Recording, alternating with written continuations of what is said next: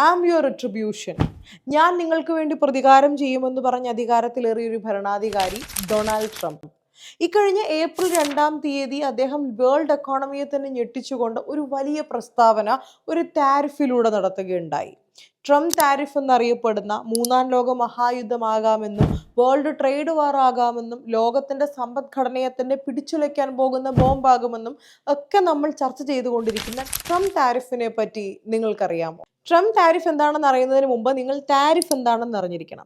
Tariff എന്ന് പറയുന്നത് വളരെ സിമ്പിളായി പറഞ്ഞാൽ ഇമ്പോർട്ട് ഡ്യൂട്ടിയാണ്. അതായത് ഒരു രാജ്യത്തിലേക്ക് ഇമ്പോർട്ട് ചെയ്യപ്പെടുന്ന ഗുഡ്സ് ആൻഡ് സർവീസസിന്മേൽ ആ രാജ്യം ഏർപ്പെടുത്തുന്ന ഒരു ഇമ്പോർട്ട് ടാക്സ് ആണ് ഈ പറയുന്ന താരിഫ് എന്ന് പറയുന്നത്.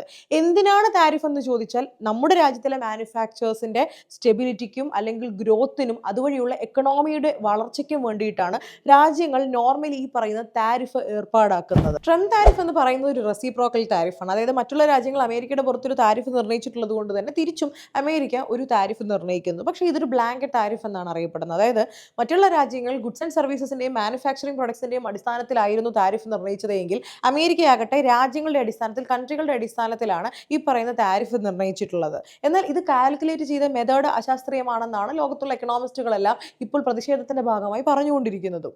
ഈ ട്രംപ് താരിഫ് ലോകത്ത് ഒരു അൺസർട്ടൈനിറ്റി സൃഷ്ടിച്ചുകൊണ്ടിരിക്കുകയാണ്. ഇത് ദുബായ് റിയൽ എസ്റ്റേറ്റിനെ എങ്ങനെയായിരിക്കും ബാധിക്കുന്നത്?